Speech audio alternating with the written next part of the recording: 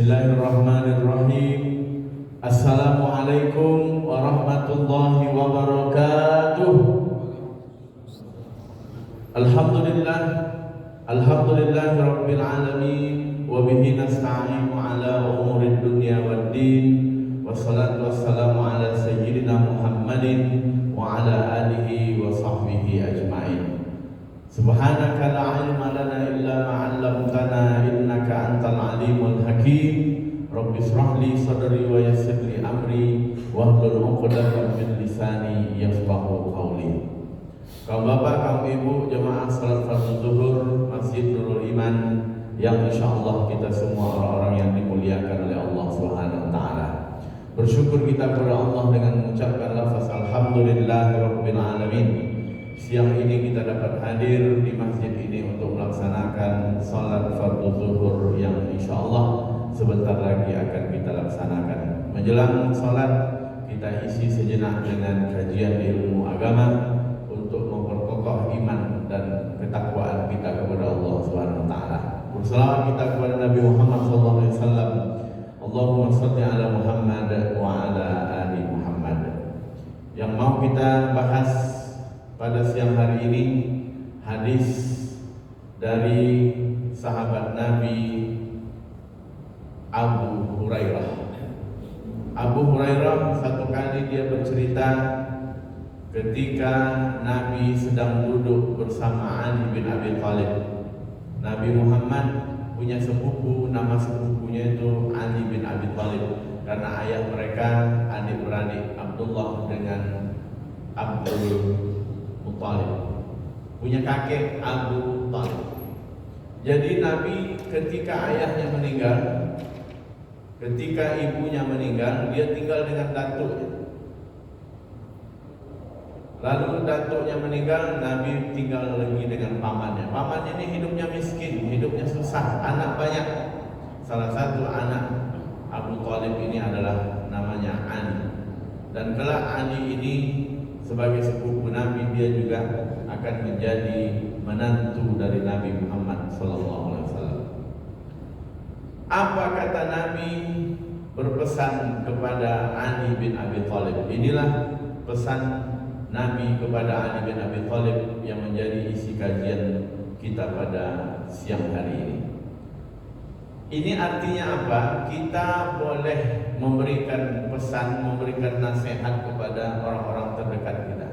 Anak tentulah, istri tentulah.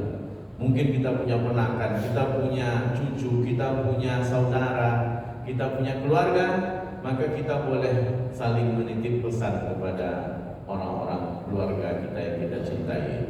Kenapa? Nabi melakukan itu.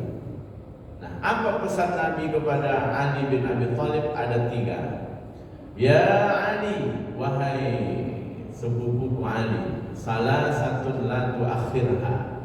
Ada 3 perkara jangan kamu tunda-tunda. Harus kamu segerakan melakukannya. Jadi pesan inilah yang disampaikan oleh Nabi kepada Ali, bukan untuk Ali saja. Memang dia sampaikan kepada Ali bin Abi Thalib, tapi khitabnya, tujuan pesan ini juga untuk kita. Jadi bukan untuk Ali saja, bukan Ali saja melakukan, tapi sebetulnya juga untuk kita umat Nabi Muhammad SAW. Karena mungkin ada Ali bin Abi Thalib, dia sampaikan kepada Ali, dengar oleh Abu Hurairah. Abu Hurairah menulis kitab di dalam kitab Sahih Bukhari, lalu sampailah kepada kita tentang pesan Nabi. Apa itu? Yang pertama, as-salatu idza ana. Salat kalau sudah masuk waktunya, sudah dekat masuk waktu salat, segeralah engkau melaksanakan salat. Maka ini poin penting. Kita kalau mau hidup sukses, mau hidup tak banyak masalah, mau hidup tenang, kuncinya apa? Salat. Kalau kita lambat sholat, kalau kita main-mainkan sholat, kalau kita tunda-tunda sholat, zahirnya kita memang tenang, sibuk, tapi di dalam hati kita sebetulnya berkecamuk. Maka kita punya satu prinsip, sholat kalau masuk waktunya kita segera laksanakan sholat. Tinggalkan dulu pekerjaan, tinggalkan dulu yang sifatnya dunia, kita tinggalkan untuk apa? Menghadap kepada Allah Subhanahu wa taala. Kalaulah boleh, kalaulah bisa sholat itu bicara sekarang. Dia mengatakan, oh cepatlah waktu mau habisnya udah jam 3 kata Zuhur. Tapi dia tak bisa kita dengar. Maka panggilan sholat itu sebetulnya adalah panggilan Allah yang disampaikan oleh muazzin. Hayya 'alas shalah, hayya 'alal falah, as-shalatu khairum minan naum, dan sebagainya. Maka pesankan ini kepada anak kita, pesankan kepada menantu kita, pesankan kepada saudara mara kita agar sampai nasihat Rasulullah kepada saudara-saudara kita yang lain. Maka yang pertama, sholat kalau sudah masuk segera laksanakan. Kita kalau panggilan atasan, kita sedang bawa mobil, manggil bos kita, kita parkirkan mobil, kita pinggirkan mobil dulu untuk pejabat handphone. Kenapa panggilan Allah tidak kita dahulukan? Itu yang pertama. Yang kedua, al-janazatu ila atas. Mayat, jenazah kalau sudah hadir segera kuburkan. Kita sekarang suka menunggu-nunggu penyelenggaraan fardu kifayah. Kalaulah mayat itu bisa bicara, oi cepatlah kebumikan aku, kebumikan.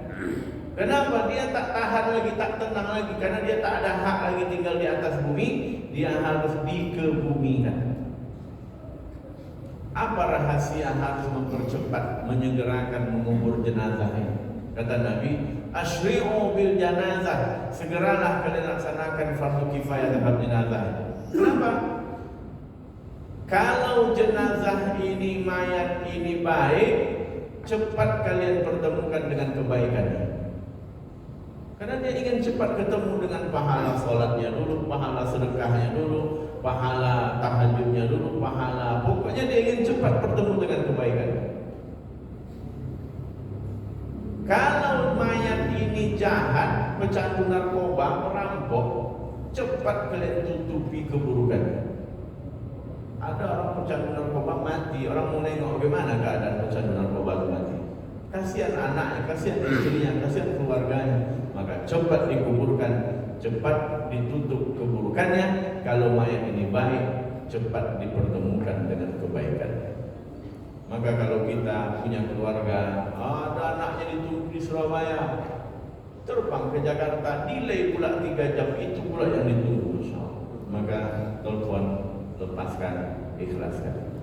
Maka Bapak Ibu yang Allah muliakan, maka kita di tengah keluarga nanti, ini jenazah tak ada yang ditunggu, cepat, jangan lewat waktu sholat, jangan sampai lewat 2 kali waktu sholat. Zuhur dilewatkan, nunggu asar sudah lagi, meninggalnya malam tadi. Maka ini sudah tidak baik lagi. Segera kebumikan, kuburkan mayat. Yang ketiga, almar'atu, anak perempuan, kalau sudah ada jodohnya, sudah ada teman laki-lakinya, sudah ada orang yang ingin dekat melamar anak perempuan itu, nikah. Kenapa? Karena kalau tidak dinikahkan, mereka nanti maaf cakap, dunia sekarang, tahun sekarang takut kita mendengar cerita-ceritanya. Kenapa? Kalau tidak nanti dia back street, back belakang, street pintu, jalan belakang, dan nanti kabur mereka. Terjadi hal-hal yang tidak kita inginkan.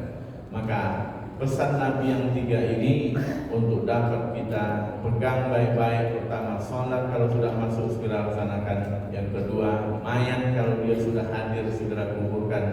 Dan yang ketiga, anak perempuan kalau dia sudah ada laki-laki yang mendekat, panggil orang tua laki-laki itu segera. Ini anak ini mau apa? Segera dinikahkan agar selamat dari perbuatan-perbuatan yang tidak diinginkan. Mudah-mudahan bermanfaat untuk dapat kita laksanakan. Subhanallah bihamdika, asyhadu an la ilaha illa anta, astaghfiruka wa atubu ilaik. Wassalamualaikum warahmatullahi wabarakatuh.